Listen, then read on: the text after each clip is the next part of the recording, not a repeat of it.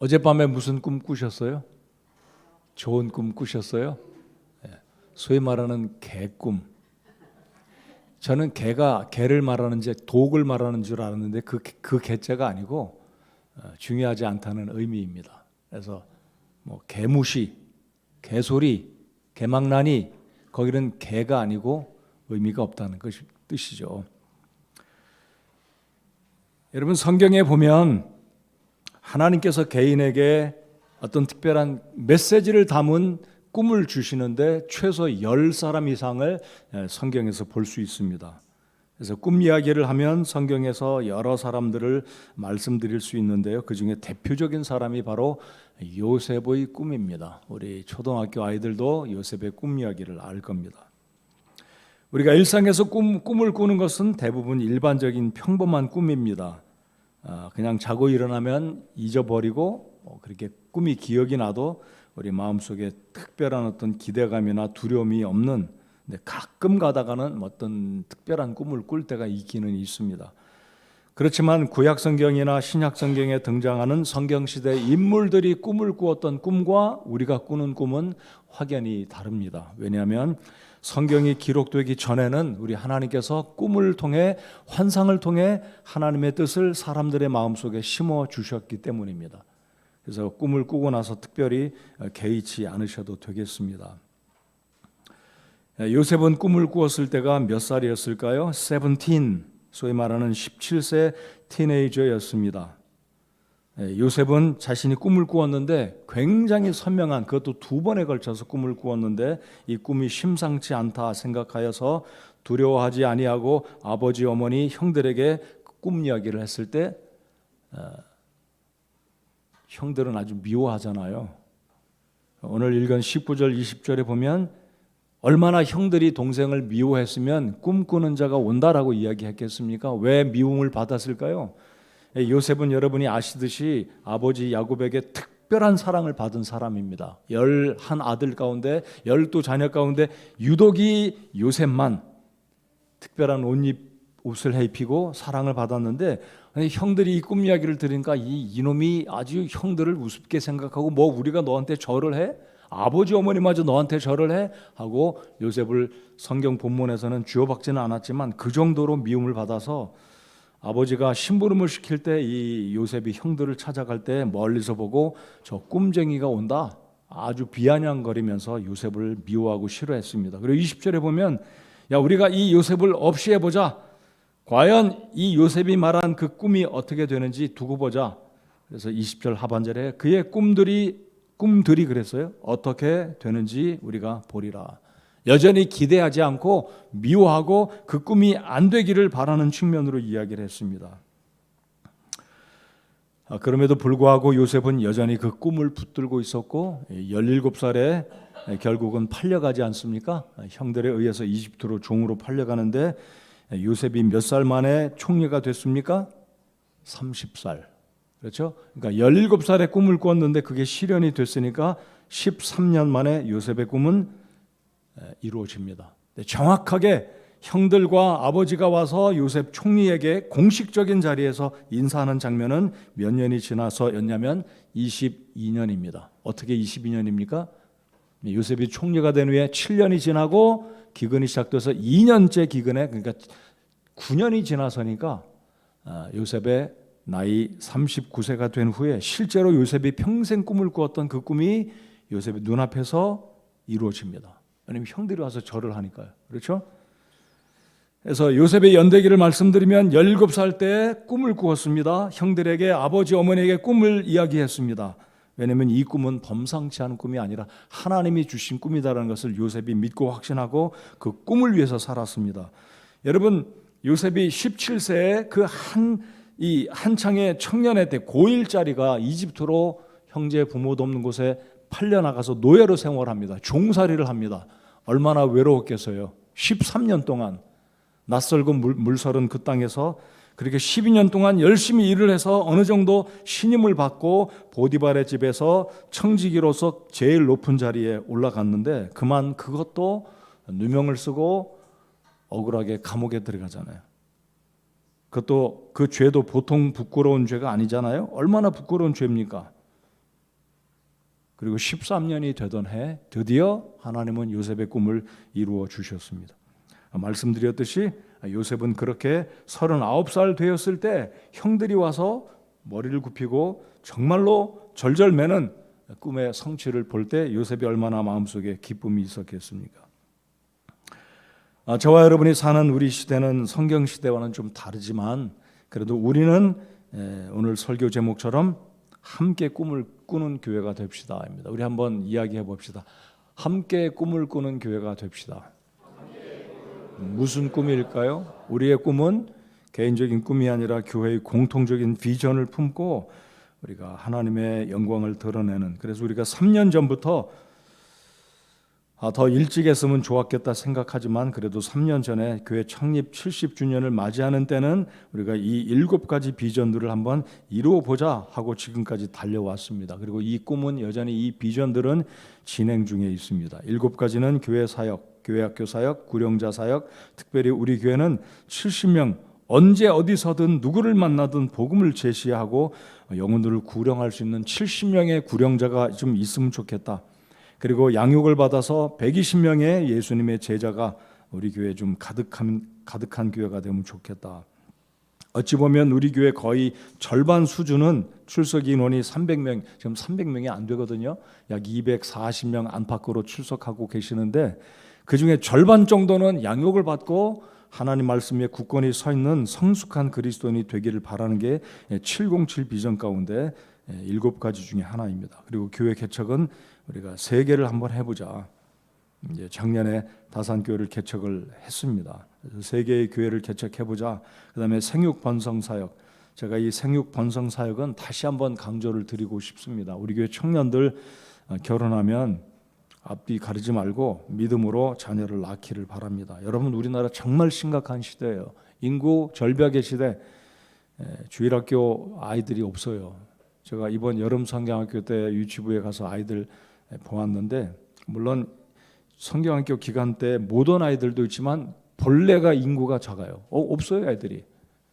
우리가 생육 번성 사역을 마음속에 품고 우리 어르신들은 더 이상 낳을 수가 없잖아요. 기도하고 우리 젊은 형제 자매들 결혼하면 우리 주님을 의지하고 믿음으로 아이를 낳는 주님의 창조의 명령에 순종하는 우리 교회, 이게 우리 교회 707 비전 중에 하나잖아요. 그래서 우리 젊은 청년들 기도하시고 아기를 많이 낳으세요. 이거 그냥 웃자고 하는 얘기가 아니에요. 심각한 문제입니다. 창조의 명령이고 성경적인 명령입니다. 그래서 우리가 전도도 해야 되겠지만 실제로 아이를 낳아야 우리 교회를 이끌어갈 생명들이 우리 교회에 있을 거 아니겠어요? 우리 가정에 아이들이 있고 우리 교회에 오면 이런 아이들의 웃음소리 얼마나 좋고 감사한지 모르겠습니다. 다양한 세대들, 할머니, 할아버지, 성인, 그리고 청년들, 중고등학생들, 초등학생들, 유치부 아이들이 가득한 우리 교회가 되면 얼마나 우리 교회 꿈이 있고 희망이 있는 교회가 되겠습니까? 그래서 이런 7가지, 그리고 이제 행당동 요 일대, 왕십리 일대가 서울시청에서 성동구청에서 이미 재개발을 허락을 했습니다. 법적으로 이제 시작이 됐어요. 그래서 재개발을 앞두고 우리가 교회적으로도 성도총회도 했고 발표도 했고 지금 기도하고 있지 않습니까? 그래서 예배당을 세우는 일이 있고 교육관과 여러 가지 시설을 우리가 이제 만들어 가야 되는데 하나님께서 이미 기본 자산은 다 주셨습니다. 기도하실 때 우리 주님께서 우리 다음 세대들에게 필요한 영적인 준비, 물리적이고 환경적인 준비들을 갖추어서 이 7가지 비전들을 이루어 나가는 하나님께서 우리 교회를 통해 놀랍게 역사해 주실 것을 믿고 함께 비전을 품고 나아가는 꿈을 꾸는 교회가 되기를 바랍니다. 우리 꿈이 없을 때 어떻게 된다고 성경 말씀하시는지 잠언 29장 18절을 같이 읽어보겠습니다. 같이 읽어보겠습니다. 시작. 환상 계시가 없는 곳에서는 백성이 망하거니와 법을 지키는 자는 행복하니라. 잘 보십시오. 돈이 없어서 망한다, 양식이 없어서 망한다, 성경은 말씀 안 하세요. 비전이 없으면, 계시가 없는 곳, 꿈이 없는 곳에는 백성이 망한다 그랬어요.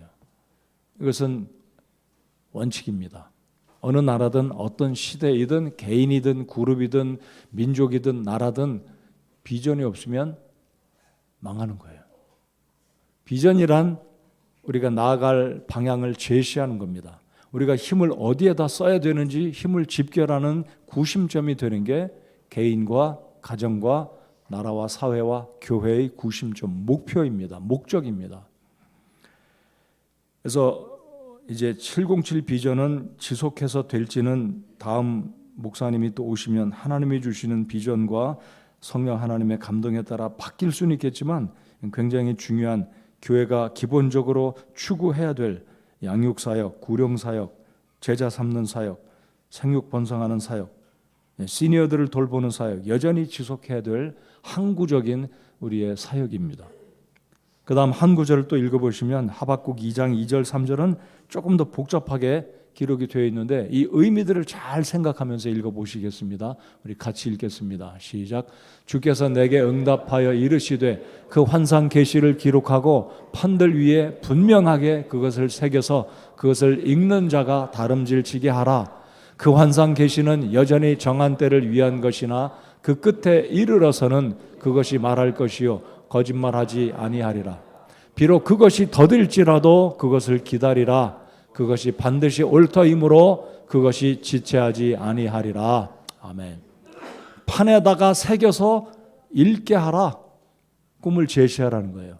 서로 그 꿈을 공유하게 하라는 겁니다. 그냥 막연하게 아무것도 아닌 그냥 뜬구름 잡듯이 하는 게 아니고 가시적으로 이 꿈을 제시하라 이거죠. 판에 새겨서. 그리고 다름질 치게 하라 이거예요. 같은 방향으로 가라는 겁니다. 근데 오늘 읽은 본문에 보면 야곱, 이 요셉의 11 형들은 그 막내 동생이 아직 베냐민은 태어나지 않았은 거예요. 태어났죠 이미.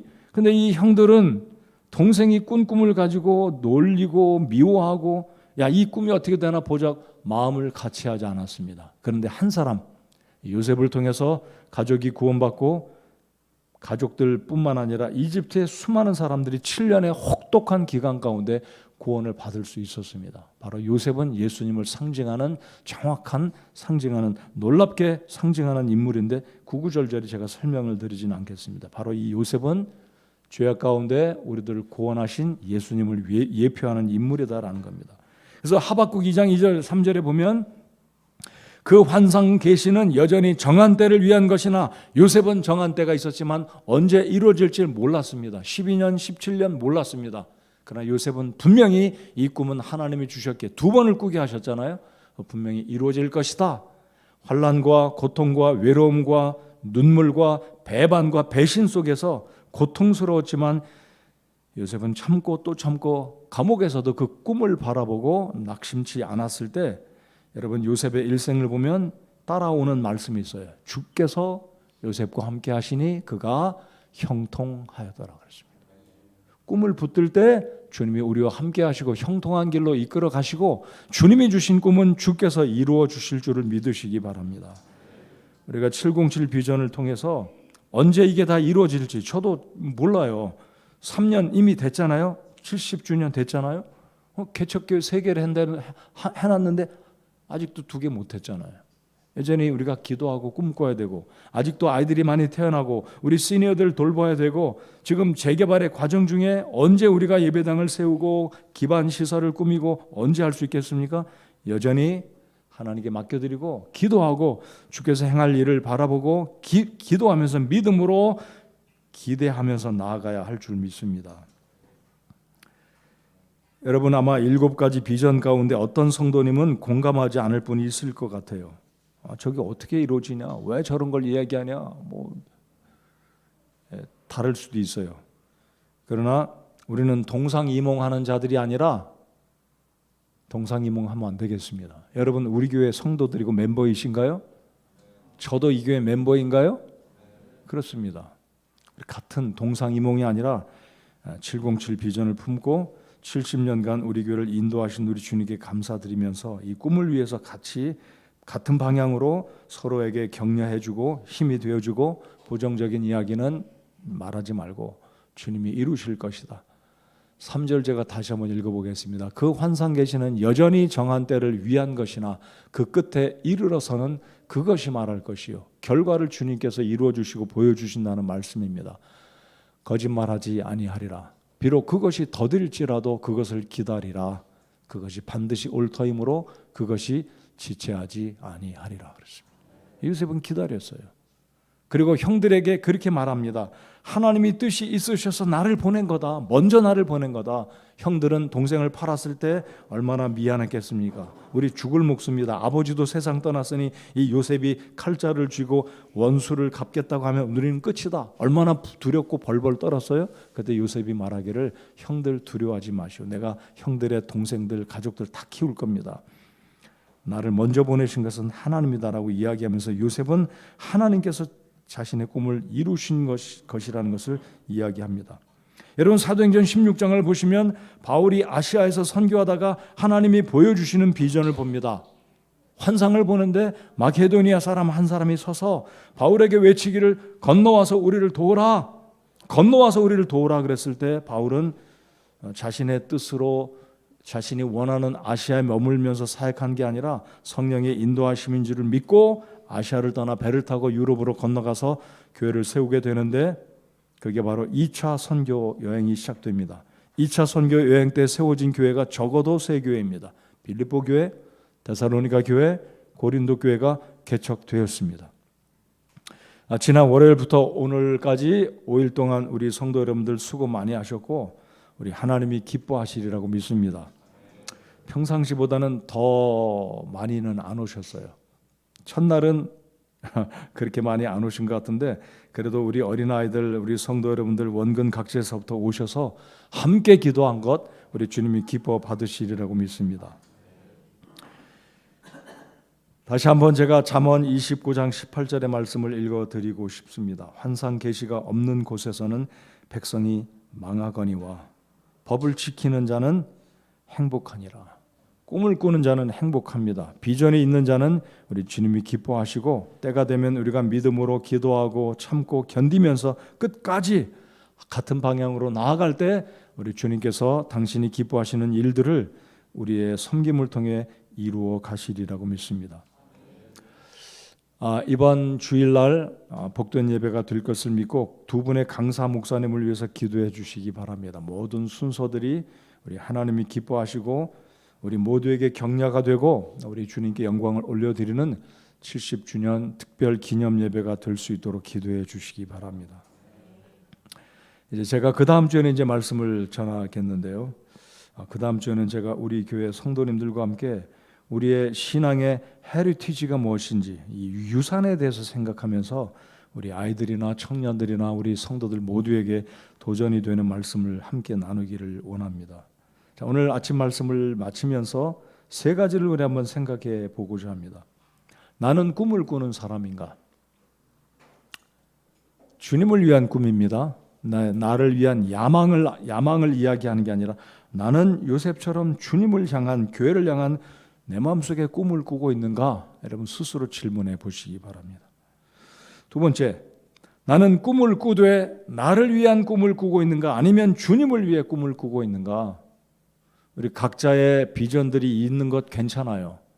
그러나 우리는 교회에 속한 공동체로서 같은 꿈을 꾸고 나가는가?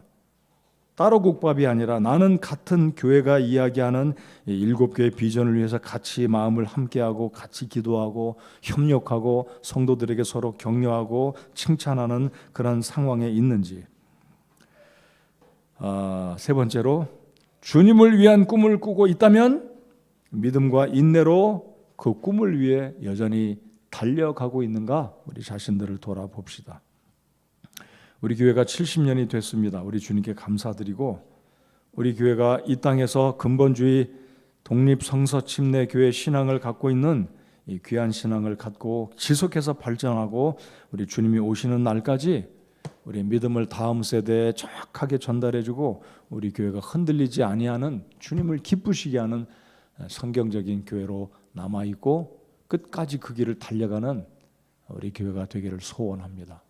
707 비전을 품고 우리가 가는 곳마다 식당에도 화장실에도 심지어 화장실에도 붙어 있잖아요. 여기저기 다 707 저기도 붙어 있잖아요. 그래서 이런 걸 볼 때마다 기억하시고 기도하시고 인내하면서 힘을 써주시는 저와 여러분 모두가 되시기 바랍니다. 한 주일 동안 수고 많으셨고 우리 주님께서 우리의 노고를 기억하시고 여러분의 가정과 심령과 일터를 복 주실 것을 믿습니다. 우리 함께 기도하겠습니다.